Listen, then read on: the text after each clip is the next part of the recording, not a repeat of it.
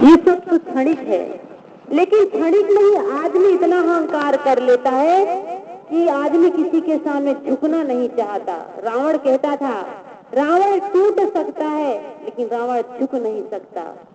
जब सीता को हरण करके रावण लाए, पत्नी, भाई, मित्र, नगर के सभी विद्वान जन रावण को समझाए जो हित चिंतक थे कि सीता को वापिस कर दो, अच्छा नहीं है, ये विनाश का लक्षण है, पराई स्त्री को अपने यहाँ रखना। लेकिन अहंकार, पद का, रूप का, विद्या का, बुद्धि का, बल का, इस अहंकार में दूसरे की बात सुनता नहीं आदमी। और परिणाम क्या हुआ? सोने की लंका जल गई, रावण का पूरा परिवार तहस नहस हो गया। तो जीवन में किसी चीज का अहंकार नहीं करना चाहिए, लेकिन आदमी जब तृष्णा में पड़ जाता है, पद की तृष्णा हो, चाहे धन की हो, चाहे किसी भी चीज की, तो वो चाहे उससे लाभ हो चाहे हानि हो, आदमी उसको प्राप्त करना चाहता। जैसे अभी मुखिया पद, सरपंच पद का चुनाव हुआ, कितना ही सज्जन व्यक्ति रहा होगा, लेकिन उसमें उसने बहुत कुछ गलत काम भी किया होगा। उस पद को पाने के लिए क्या नहीं करते आदमी? 4-5 साल के पद के लिए बहुत कुछ करते हैं।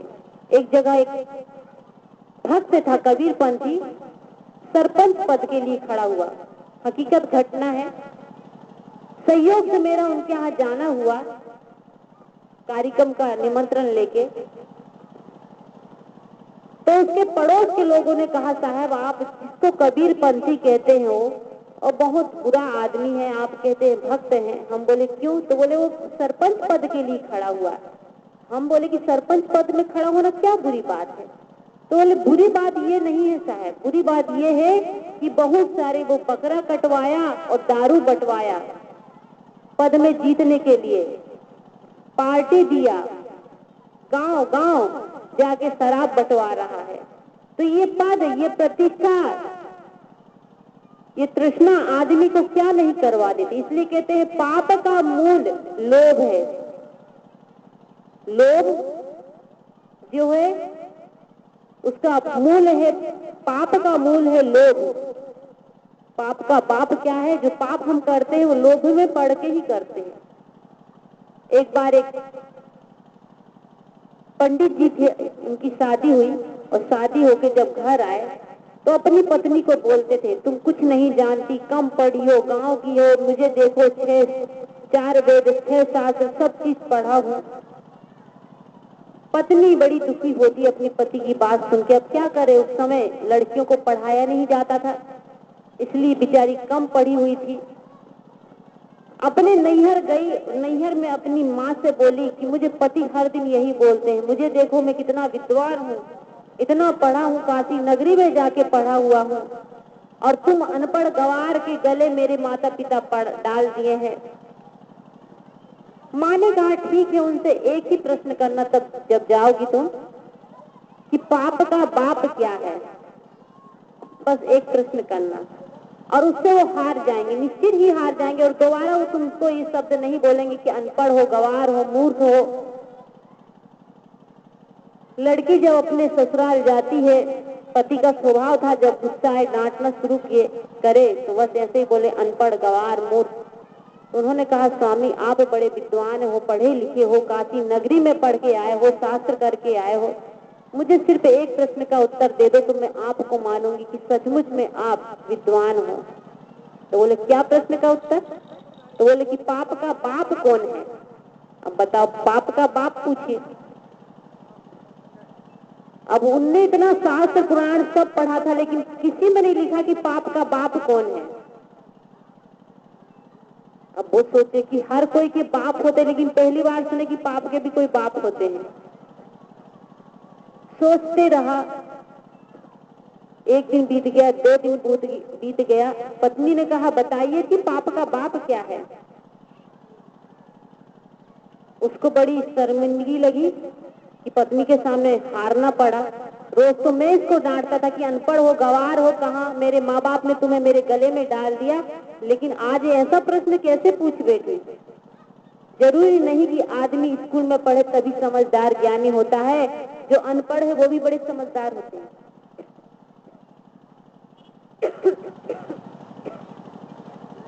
कितने लोगों को देखे हैं अनपढ़ है लेकिन दुकान चलाते हैं, बिजनेस करते हैं, पढ़े लिखे नहीं है लेकिन पूरा हिसाब कर लेते हैं। उसको बड़ा बुरा लगा, वो दोबारा फिर काशी नगरी चला गया पढ़ने के लिए कि अभी वो पढ़ के आऊंगा कि पाप का बाप क्या है।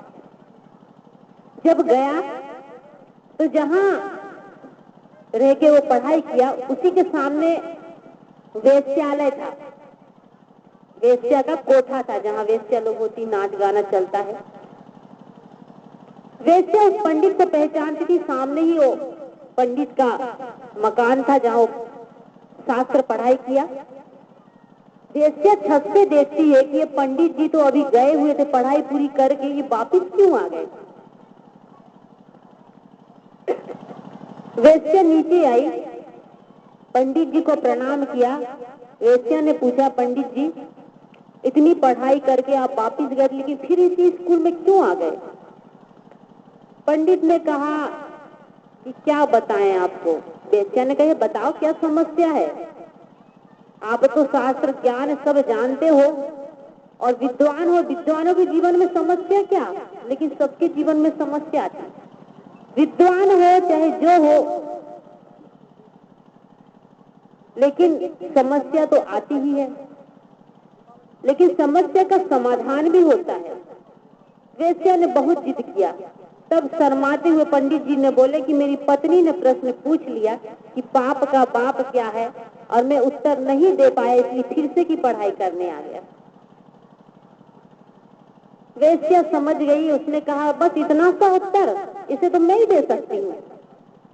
पंडित जी ने कहा अच्छा, बोले हाँ। पंडित जी ने बोला उत्तर दीजिए। वेश्या ने कहा आप अंदर चल के बैठिए तभी ना उत्तर दे, ऐसे उत्तर थोड़ी दिया जाता। आप हमारे यहाँ आए हो, अंदर चलिए बैठिए आराम से, फिर उत्तर दिया जाएगा। पंडित जी ने कहा मुझे तो उत्तर चाहिए, यहाँ रह के 2 साल पढ़ाई करके उत्तर प्राप्त करूं, चाहे 2 मिनट में उत्तर प्राप्त करूं, उत्तर से मतलब है।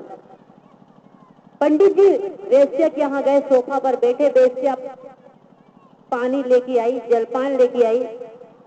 पंडित ने कहा नहीं, मैं जात का ब्राह्मण हूँ और ब्राह्मण पहले किसी का हाथ का, किसी का घर का खाते नहीं थे, और फिर वेश्या के यहाँ का असंभव। आज तो सब चलता है, एक दूसरे के यहाँ सब खाते पीते हैं, आते जाते हैं, लेकिन पहले ऐसा नहीं चलता था। वेश्या ने कहा लीजिए पंडित जी जलपान लीजिए, शर्माइए नहीं। पंडित ने कहा नहीं नहीं, मैं जलपान पानी ग्रहण नहीं करूंगा। वेश्या ने 10,000 की नोट जो होती गिट्टी 10,000 की थैली सामने बढ़ाया और कहा पंडित जी ये 10,000 रुपये हैं, आप कृपा करके मेरे यहाँ भोजन जलपान कर लीजिए, पानी पी लीजिए, 10,000 आपको दक्षिणा में, भेंट में, पूजा में चढ़ाती हूँ मैं। अब पंडित जी धर्म संकट में पड़ गए, एक तरफ 10,000 रुपया और एक तरफ जाति की बात, धर्म की बात। पंडित जी अगल बगल में देखते हैं और मन में सोचते हैं, मन देखो कैसे सोचता है, कोई तो देख नहीं रहा है। अरे जलपान ही तो है, पानी ही तो है, थोड़ा नाश्ता कर लेंगे तो क्या तकलीफ। 10,000 रुपये दक्षिणा में इतना तो हमारा भक्त भी नहीं देता। भोजन करते हैं, पूजा करते हैं, तब कहीं 1,000 रुपये 1,100 रुपये चढ़ाते हैं, और ये बेश्या तो 10,000 रुपये केवल जलपान करने में कह रही है, थोड़ा कर लिया जाए। पंडित जी ने 10,000 रुपये जेब में डाला, जलपान किया। इसके बाद में बोला कि अब बताइए आप कि पाप का बाप क्या है। वेश्या समझती पंडित जी अभी भी नहीं समझे। थोड़ी देर बाद थाली में बढ़िया भोजन लगा के लाती है, खीर पूरी जो कुछ जितना आइटम था, और पंडित जी से कहा कि भोजन कर लीजिए। पंडित जी ने कहा नहीं नहीं, भोजन तो बिल्कुल नहीं चलेगा, जलपान हो गया तो हो गया, लेकिन भोजन तो नहीं खा सकता। वेश्या 20,000 रुपये बगल में रखती है हाथ में और कहते पंडित जी ये दक्षिणा है 20,000 रुपये, लेकिन हमारे घर का भोजन स्वीकार कर लीजिए, हमारे हाथ का भोजन स्वीकार कर लीजिए। पंडित जी कहता, बड़े धर्म संकट में पड़ गया हूँ। बाहर झांकता है, कोई देख तो नहीं रहा है, किसी को पता तो नहीं चल रहा है कि मैं यहाँ पर बैठकर भोजन कर रहा हूँ। इधर उधर देखता, फिर बहुत सोचता है कि 20,000 रुपये मिल रहे हैं, साथ में उत्तर मिल रहा है, फिर क्या चाहिए, खा लिया जाए, भोजन ही तो है। पंडित जी भोजन करते हैं, 20,000 रुपये रखते हैं। इसके बाद में वेश्या से फिर बोलते हैं, ये अब तो उत्तर दे दो। वेश्या कहती, अभी भी पंडित जी आप समझे नहीं, उत्तर आपको अभी भी नहीं मिला कि पाप का बाप क्या है। क्या तुम मेरे हाथ से पानी पीने योग्य हो? क्या मैं पानी पिला सकती हूँ? पंडित जी ने कहा, नहीं। तो फिर आप जलपान भी कर लिए, भोजन भी कर लिए, क्यों? उसके पीछे क्या है? आपका पाप हुआ कि नहीं? जाति के विरुद्ध आप किए काम, धर्म के विरुद्ध किया। आपके धर्म में नहीं दिखा कि आप वेश्या के यहाँ, नीची जाति के यहाँ पानी भोजन ग्रहण करें, लेकिन आपने ये पाप किया। क्यों किया? लोभ। किसका? पैसा का। इस लोभ ने ही पाप कराया है। धन का हो, पद का हो, प्रतिष्ठा का हो, आदमी लोभ में ही पड़ के सारा पाप करता है। आज जो घूसखोरी करते हैं, मिलावट करते हैं, चोरी करते हैं, काला बाजारी करते हैं, आदमी किस लिए करते हैं? लोभ है ना मन में। अपने लिए नहीं तो अपने बेटा के लिए, और बेटा के लिए नहीं तो नाती पोता के लिए कुछ हम धन जोड़ के रखें, और उसके लिए स्वयं पाप करते हैं। लेकिन उस धन के हिस्सेदार तो सब हो जाएंगे, लेकिन उस पाप के हिस्सेदार कोई होंगे? कि बेटा कहेगा कि पिताजी आपने मेरे लिए पाप किए थे, इसलिए आधा दर्द आधा दुख मैं भोग लेता, आधा आप। क्योंकि धन तो बांट रहे हैं, लेकिन कर्म बांट पाएंगे? नहीं बांट पाएंगे। इसलिए बेटा बेटी नाती पोता के लिए कभी पाप ना कमाए, धन कमाए लेकिन पाप ना कमाए। क्योंकि धन के हिस्सेदार तो पत्नी, बच्चा, बेटा, बेटी, नाती पोता सारे लोग हैं, सब हिस्सेदार है। जो आपने खेत बनाए, घर बनाए, बैंक बैलेंस किए, सब लोग हिस्सेदार। लेकिन आपने जो बनाने के पीछे अपने संस्कार बिगाड़े, अपने कर्म बिगाड़े, उसके हिस्सेदार कोई नहीं होगा। वहां तो अकेला ही चलना पड़ेगा, उसको तो अकेले ही भोगना पड़ेगा, उसमें कोई सहायक नहीं होगा। आप जो सत्संग कर रहे हो, पुण्य कर्म कर रहे हो, अपने हाथ से सेवा कर रहे हो, अपने हाथ से दान पुण्य कर रहे, इसके भी हिस्सेदार केवल आप रहोगे, इसमें बेटा बेटी नहीं रहेंगे। कितने बार ऐसे होते हैं, कहीं कहीं घर में जाना होता है तो लोग अपने पिता के नाम से, माता के नाम से भंडारा करते हैं। जीते जी उनके पिता, उनकी माता सेवा सत्संग भंडारा नहीं की, मरने के बाद बेटा उनके नाम से करते हैं और बोलते हैं कि हमारे माता पिता को वहां पर इसका पुण्य मिलेगा। कहते हैं ना, भावना रखते हैं, लोगों के मन में ये विश्वास है कि माता पिता के नाम से कुछ करते हैं तो वहां पर उनको पुण्य मिलता है। जो माता पिता करके गए हैं जीवन में, वही उनको मिलेगा। उनके नाम से बेटा बेटी बहू जो करे वो मिलेगा नहीं। नाम लगा हुआ ना, लेकिन उनका संस्कार कहाँ बना? उनका संस्कार तो वो अपने हाथ से जो कुछ करके गए हैं, दान पुण्य सेवा सत्संग, वो ही उनका जीवन में पुण्य होगा। एक बार एक सेठ जी थे, दुकान चलाते थे, अनाज की दुकान थी, गेहूं दाल चावल आटा जो कुछ सारे अनाज था उनकी दुकान में। लेकिन बड़े कंजूस थे, कभी दान पुण्य सेवा कुछ नहीं किया। क्या आप इस परिस्थिति में आप अंदर ही अंदर मुस्कुरा क्यों रहे, हंस क्यों रहे? तो शंकर भगवान कहते हैं कि देवी, मैं बिना कारण के नहीं, कारण के हंस रहा हूँ। मेरे हंसने का कारण है सब अधिकार छिन जाता है। कितने माता पिता बुजुर्ग ऐसे होते हैं जिनके बेटा घर परिवार धन सब छीन के माता पिता को छोड़ देते हैं, जीते जी छीन लेते हैं, तो मरने के बाद तो छूटना ही है। इसीलिए मानुष तन सदगुरु मिलन मोक्षम इच्छा होए। मैं कह रही थी कि मनुष्य तन बड़े सौभाग्य से मिलता है किसी पुण्य कर्म के उदय से, सत्संग भजन भक्ति सेवा के प्रताप से मनुष्य खानी मिलती है, लेकिन आदमी मनुष्य शरीर की कीमत नहीं समझ पाता और इसको गफलत में, राग द्वेष में, ईर्षा जलन में, मान प्रतिष्ठा पद में गवा देता है। मानुष तन सदगुरु मिलन, सदगुरु के बड़े किस्मत से मिलते हैं। हर किसी के जीवन में सदगुरु नहीं मिलते। गुरु तो बहुत है, संत भी बहुत है, लेकिन सच्चे सदगुरु बड़े दुर्लभता से मिलते हैं।